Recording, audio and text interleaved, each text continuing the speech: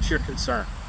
That she killed her. This is Kim, a daughter who's been searching for her mother for weeks. She knocked on every door, called every hospital, begged every officer she could find, but no one has seen her mother, Martha Robin, since midsummer. And today, Kim has brought the police back one last time because deep down she knows something is very wrong. She asked me to report her missing last week.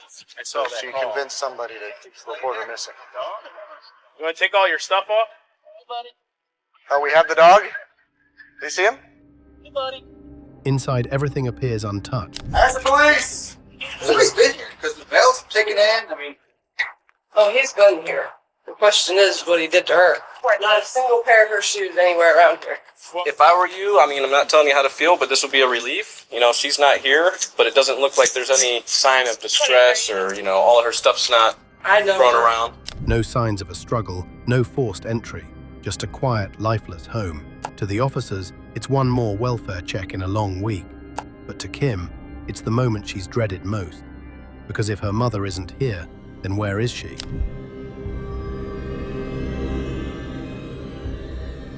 Akron, Ohio. It's the kind of place where most people know their neighbors, where routine feels safe, and where nothing truly shocking ever seems to happen. But for 62-year-old Martha Robin Freitag, life had never really been peaceful. Martha lived alone in a small single-story home on the east side of town. On paper it was hers, the house in her name, the bills paid, the dog named Sammy always waiting by the door. But in reality, she shared the space with a man named David Callahan, her on-again, off-again boyfriend of nearly 16 years. Their relationship had always been rocky. Police knew the address. Neighbors often heard shouting, and friends quietly wondered how long it would take before something truly bad happened. Martha had battled mental health challenges for years, including schizophrenia, and at times she drifted in and out of hospital. David used that instability to his advantage. He convinced outsiders that Martha was unpredictable, unreliable, and often confused. So when she stopped answering calls, it was easy for him to shrug and say she'd gone off somewhere again. But those who knew her best, especially her daughter Kim, knew that wasn't Martha's pattern. Yes, she struggled. Yes, she could disappear for a few days, but never for weeks. Never without telling anyone, and certainly not without her medication or her beloved dog left behind. Kim and her mother had always shared a complicated bond, scarred by years of tension with David in the picture. He resented Kim, called her meddlesome, said she filled Martha's head with paranoia. But Kim knew her mother was afraid of him. She remembered the late-night phone calls, her mother's whispering voice saying, "He's angry again."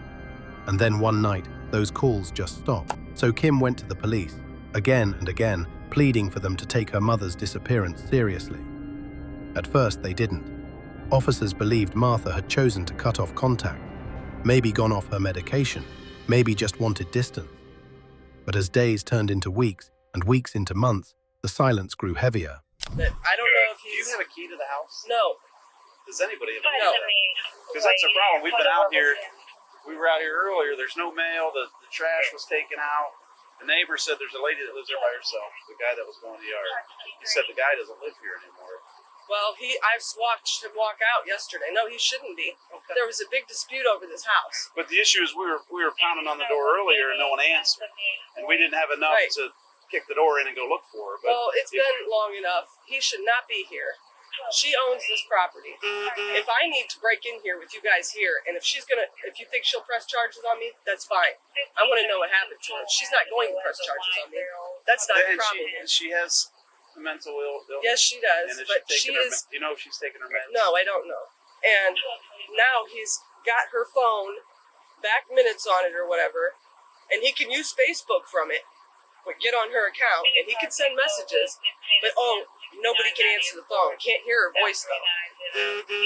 I mean, What would you like to do today, I guess? I'd like to get in there and see if, because he was selling her stuff on the front So lawn. let me ask you this. She has, is it schizophrenia? Yes. Does anybody have, like, power of attorney over her or anything No. like that? And down at CSS, they said the last, release of information stuff she did for me was in 2016. So that was too long ago. So they can't give you any information? No. But the social worker did sit there right in front of me call every single hospital there was. I went down to Summit County Jail and asked if she was there. Every hospital. No, that was last week. I went to Summit County Jail. No, yesterday when they called all the hospitals. No, that was last week too. I went down there because yesterday when I went down there, they wouldn't speak to me at all. But she does not. She's not angry at all these people. You know, everybody she knows. My ex-babysitter. She's saying these messages, which I know are from him, saying that she is with Jehovah's Witnesses and whatnot. I know a mutual witness that she says too. She absolutely all communication stopped whatsoever. What's your concern? That he killed her. When she begged officers to check the house, she hoped to find a clue, a note, a suitcase, something to prove her mother had simply walked away. But that's not what she found. The lights were off, the bed unmade, her mother's purse on the counter. Everything frozen in time, except for one chilling detail. The trash outside hadn't been taken out in weeks. In small towns, disappearances can blur into rumors. Some say she ran away. Others say she relapsed. But what really happened to Martha Robin would soon prove that this was no missing person case at all. It was the beginning of a nightmare buried in her own backyard. It's the first week of September 2018, and Kim's desperation is reaching its breaking point. Her mother has been missing for nearly 2 months. Every night she drives past the house, hoping to see the lights on, but the windows stay dark, the curtains unmoved, and the yard overgrown. She can't shake the feeling that Martha never left. So, once again, Kim calls the police and insists they check the property. This time, the officers agree. You don't have a key to her place? What was that? Did you hear that? Yeah, earlier the air conditioner was on, but now it's not. Akron Police! Their body cams record as they approach the quiet house. Akron Police! Somebody's been here because the bells are ticking in. I mean, Oh, he's been here. The question is what he did to her. Not a single pair of her shoes anywhere around here. If I were you, I mean, I'm not telling you how to feel, but this would be a relief. You know, she's not here, but it doesn't look like there's any sign of distress or, you know, all of her stuff's not I know. thrown around. First sign of distress, really, is the fact that there's no Pepsi in that refrigerator. So that means she hasn't been staying? No, she has not been here. I'm telling you, he has done something to her. I know it. They leave that day with no answers. But Kim doesn't stop. A week later, police return. This time because something new has appeared in the driveway, a truck that wasn't there before. How you doing? Is Martha here? she's probably at her boyfriend's house. What's your name, bud? David. David Callahan? All right, come on down here for me. Just have a seat if you would. Why do you think she's at her boyfriend's house? Oh, that's where she stays most of the time. Where's that at? I don't know. I don't even know who it is, really. I mean, Are you the only one here? I mean, yeah. You and the dog? I mean, she's here maybe a couple times a week anymore. I mean, we've actually been split up for a year. We've been in separate bedrooms for the last year. You know what I mean? Let me get your social real quick. I mean, she's schizophrenic. She's been on and off her medication. I don't know how many times. You know what I mean? Everything's top secret with her. I guess her and her daughter's fighting again. 604 to computer. Well, that's part of the reason we're out here, because no one in her family's talked to her since July. I don't know how. I know she's texted her. No, she a couple hasn't. times. She has another phone besides that. It's nice. Well, who are you getting texts from? Huh? Who are you getting texts from? Her? She has a. I mean, I see her very randomly here. You know, the house is in her name. We got the house 8 years ago. Right. I mean, I'm making arrangements to move off slow but sure. I just don't have the money. You know what I mean? I'm trying to. Like I said, I know she's seeing somebody else. I've dated. What's his name? I don't even know. I've never met him. Where does he live at? I don't know. I have no idea. What, does he live in Akron? I would think so. You would think so, but you don't know. No, I don't. Is she in Ohio?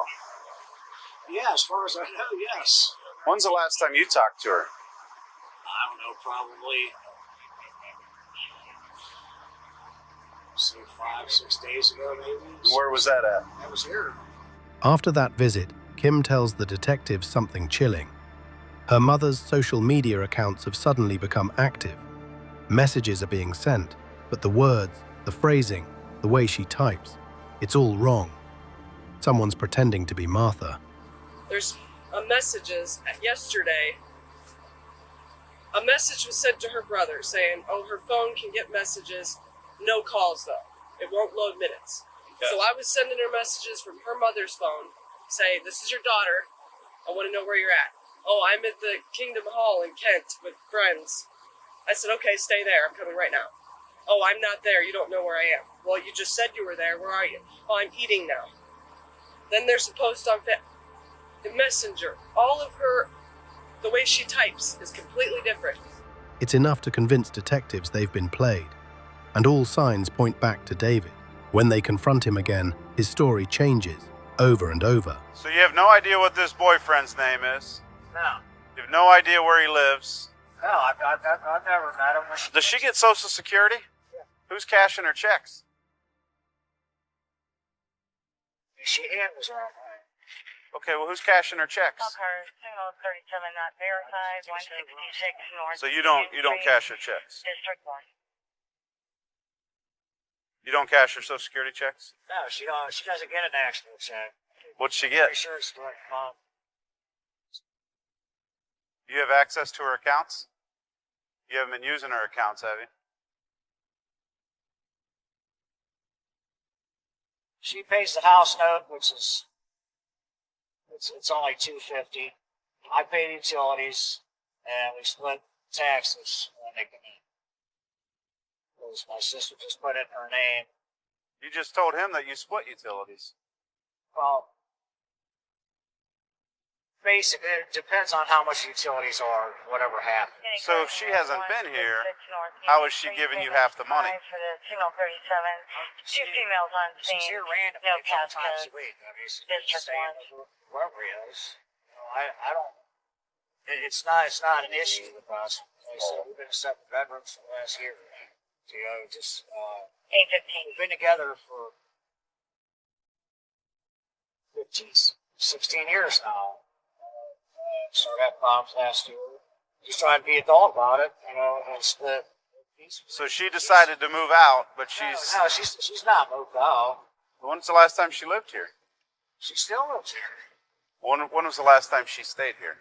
I don't know. I want to say 5 or 6 days ago. But I've seen it one time. What's today? Friday? It was Monday or Tuesday. Whose truck is this? It's my buddy's truck. By the end of that week, the unease around the house grows unbearable. Neighbors start to talk about strange smells at night, the sight of smoke drifting from the backyard. And when one neighbor tells police about a fire that burned for 2 days straight in mid-August, the officers know it's time to dig deeper. We had a fire pit back there of some sort. Right. But yeah, I didn't even know she was missing until a few days ago. Okay. I talked to some policeman named McConnell. Okay, Gave I know. him information about what he said. Okay. And I mean, had you noticed any activity by anybody back there in the backyard recently? just the guy who lived there. What was he doing? In the middle of the night was burning things because I could smell it. And it wasn't unusual because they had fire with it all the time. What was the last time you saw him? You heard him smelling burning The something? last time I saw her was August 6th. Right. And like 2 or 3 days later, we spent 2 days burning something back there. I thought it was a lot closer to the house because I noticed that I could smell the fire. Okay. And there was one day in the middle of the heat wave, I came walking down the street, and as soon as I hit that empty lot next door, she also owned that. Yeah. The horrible stench coming from everywhere. And I thought, it's not even a trash day, so, you know. Yeah, that was, how long ago was that? Middle of August. The camera shakes as the flashlight beam catches something in the dirt. A piece of fabric, charred black, buried halfway in the soil. That's when the realization hits. Martha never left the property. She's been here all along. What they find confirms the unthinkable. Gentlemen, Check on. 12. you tell me. Well, here's the deal. Highly suspicious. Seems like a body part, but we didn't want to dig it out anymore till you guys got here. Yeah, I think you know, all of us would want it dug out a little bit more before you guys can say. 41. Yeah, let's check. Was it dug out when you guys got here? That guy. What made him? Did he say what made him start digging? Yeah, he gave the whole story to the other officer and us. But she got an anonymous text saying if this guy who you guys have arrested recently, that if you wanted to get rid of somebody, who would bury it back here by the fence. Oh. So she came back and saw this loose dirt, some ash. And they say that guy to come over and help her. And they say this gentleman is already arrested. Yeah, that's what both of those two people are telling. All right. This is the wife. wife. Person that they think it is. And that guy's arrested was a suspect in that. Was this her husband? Did they say? I don't know if they were husband wife. Because I know she had a protection order against him. Okay, copy. Okay. He was staying here. Yeah. She went missing. He was staying here. They've been on and off. I've been out here a couple times where she had a protection order, but it goes back and forth because then she invites him back over and stuff like that. So. Let me go talk to these guys real quick, and then we'll let you know what. Yeah, just let's go. Find a person. Well, we don't know yet. Okay, so we're not saying yes, and we're not saying no. Okay, we don't know. Have you been on scenes like this before? How do you not know? I can't wait to know. Listen. Well, we don't want to. What we're saying is we don't want to contaminate anything. If it is, we're going to work slow right now and make sure. If any evidence is there, that we don't ruin it, okay?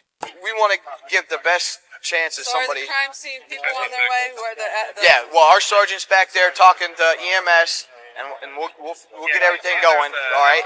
And I know it's your mom, right? So I mean, we'll let you guys know, and then we can get you people to talk to as well. Like I said, with victim assistance, they are phenomenal. They deal with stuff like this, and they'll talk to you, and they'll help you out if it is, okay? Can you tell if it's her? Not now. No. I don't even think they don't even have the person back there that's going to be digging it up yet. So right now it's a time game, and we gotta wait and see. Just play the waiting game.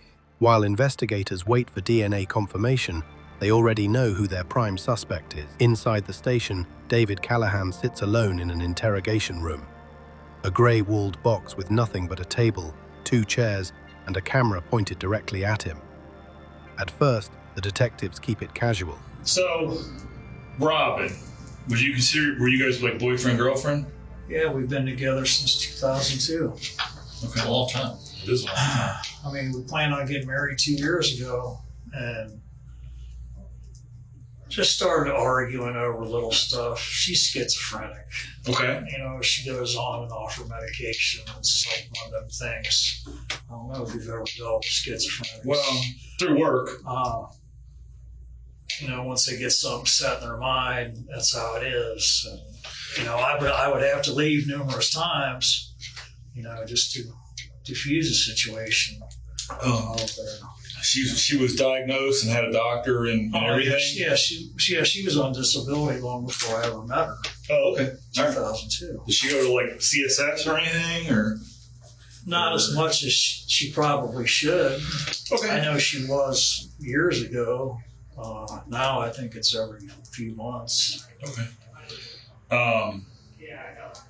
So when was the last time you actually talked to her? Just beginning of last month. August? I want to say, yeah. Beginning of August, do you think? 3rd or the 4th. Do you remember where that was? I was at the house. Okay. So, I mean, she told me she was going to Florida for a couple weeks. I wasn't home. I mean, she called me. I was working that day. I mean, I work very limited, maybe a couple days a month. What kind of work do you do? I help a plumber. Okay. The plumbers and everything. Like I said, so I wish I could do plumbing. Couple days a month. He paints himself as the patient boyfriend who just couldn't keep up. But every word he speaks raises another red flag. He says he last saw her in early August, that she went to Florida to see her dying father. Then he says she came back. Then she was dating someone new. By the 5th version of his story, even he can't remember which lie he told first. She had a restraining order against you? A TPO or a CPO? It's a temporary one. TPO? But it lasted like 6 months, I think. Did you get arrested? Because you No, and here's the thing. Yeah, I mean, explain she's called the cops on me a half a dozen times, and I've never raised a hand to her. She's never had a scratch on her. Any report you would read will tell you the same thing.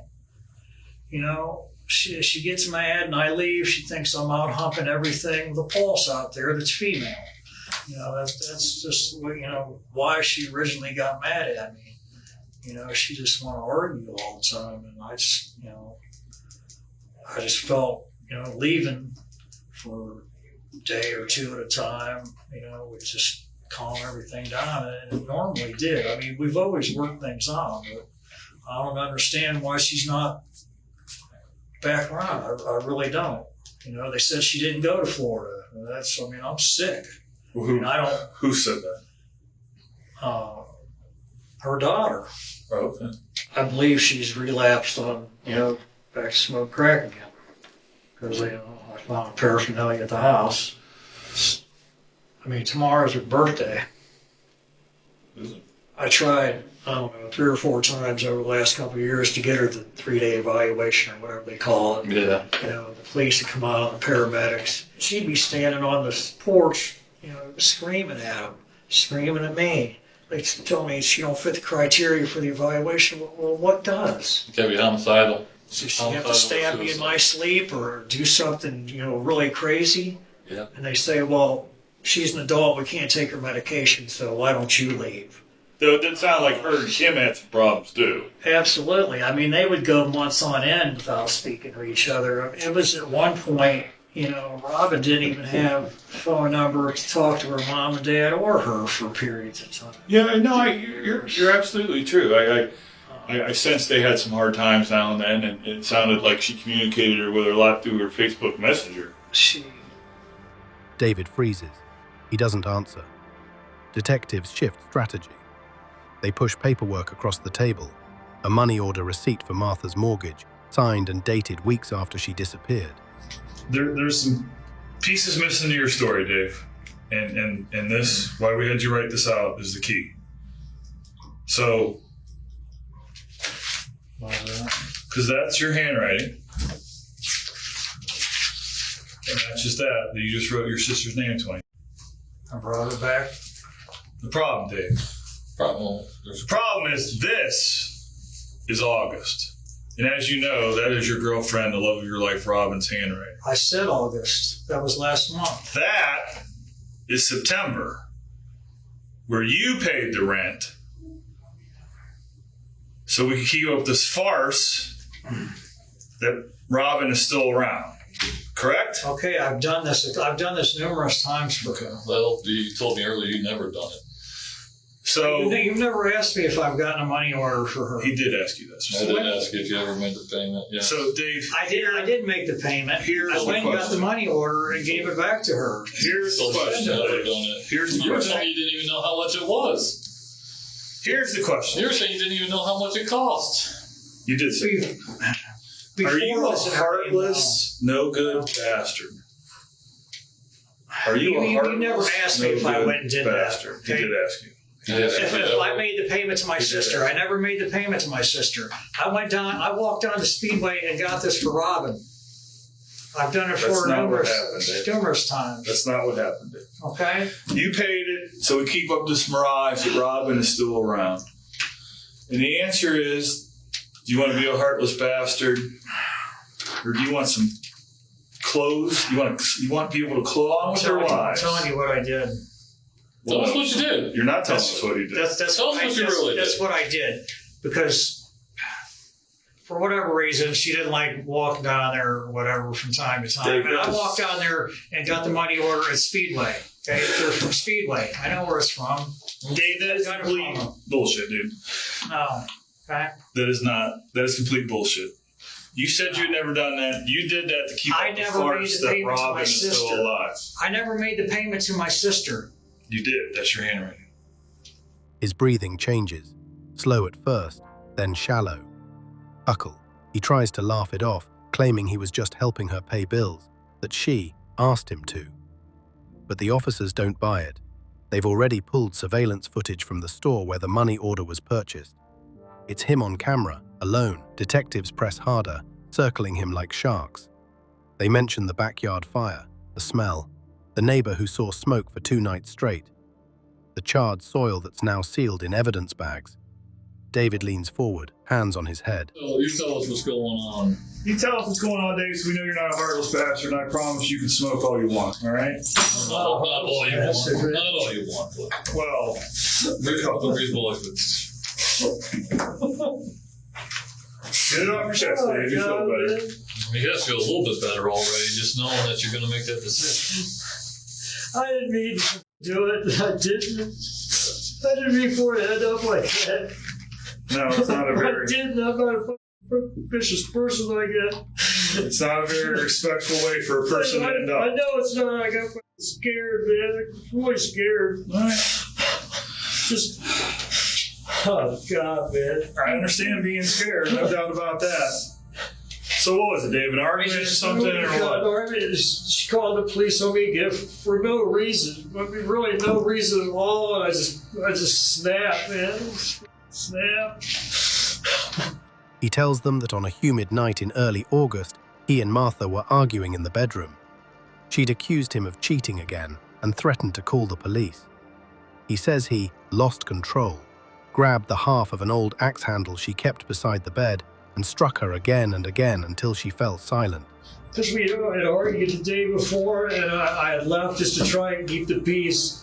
She just kept accusing me of cheating on her, and I wasn't doing it. And then she just... The day before, and then the day she called the cops on you? Yeah. Tell us about that. I don't even know what the argument was even about. I don't even know what it was about. All right. I didn't mean to do this or I didn't, man. I love Robin. I believe that. 16 years is a long time. Why did you just... What happened, Dave? Oh, God, man. You just got scared, that's why you put her in the fire pit? And... I dug it out. I didn't burn her up. What happened, Dave? What happened between you and Robin? She just kept yelling at me and getting in my face. And I hit her. She had... Where were you guys at? It was upstairs. In the bedroom or in the hallway right there? In the bedroom. And you said you hit her? Yeah. Did you hit her with your fist or was it something else? She had just like half an axe handle or something beside the bed. She had it there for a long time, just thinking to protect herself. I don't know, just snapped. I don't know why.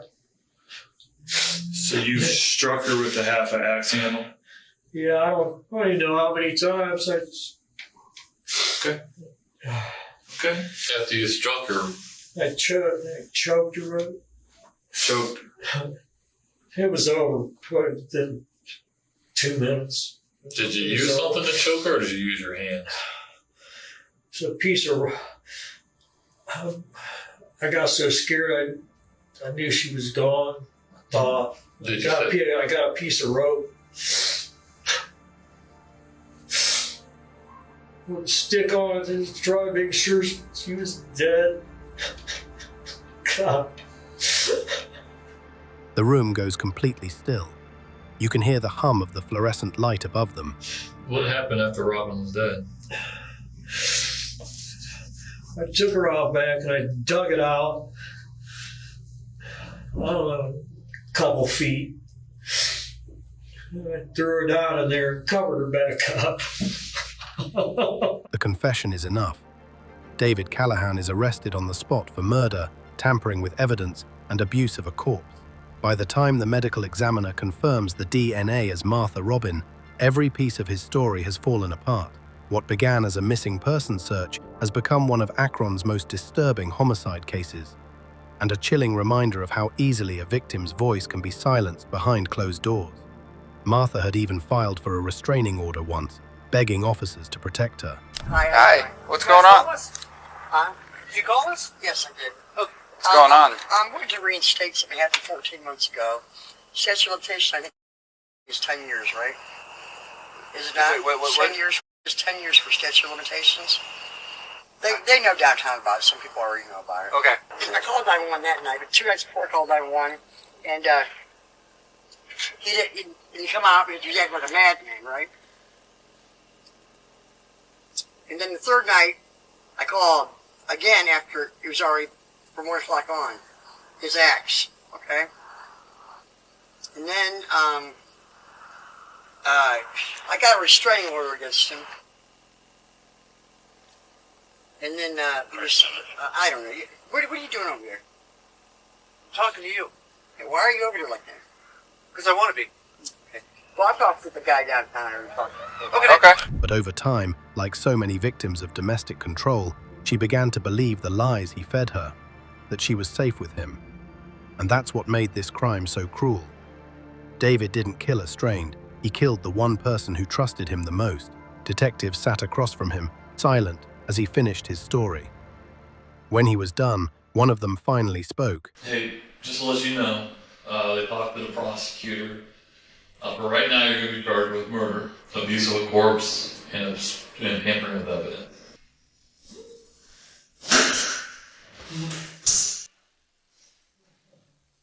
What began as a missing person call from a desperate daughter ended with the discovery of a secret buried just steps from her mother's door. For weeks, Kim pleaded with officers to search again, and when they finally did, they uncovered the truth that had been hiding in plain sight. Martha never left her home. She had been there all along, silenced by the man who couldn't stand to let her go. Evil doesn't always hide in the dark. Sometimes it sits across the dinner table, pretending to care. Martha's story is a reminder that silence can be deadly, and that sometimes the people we fear the least are the ones we should fear the most. If you found this case disturbing, make sure to like, share, and subscribe, so more stories like Martha's are never forgotten.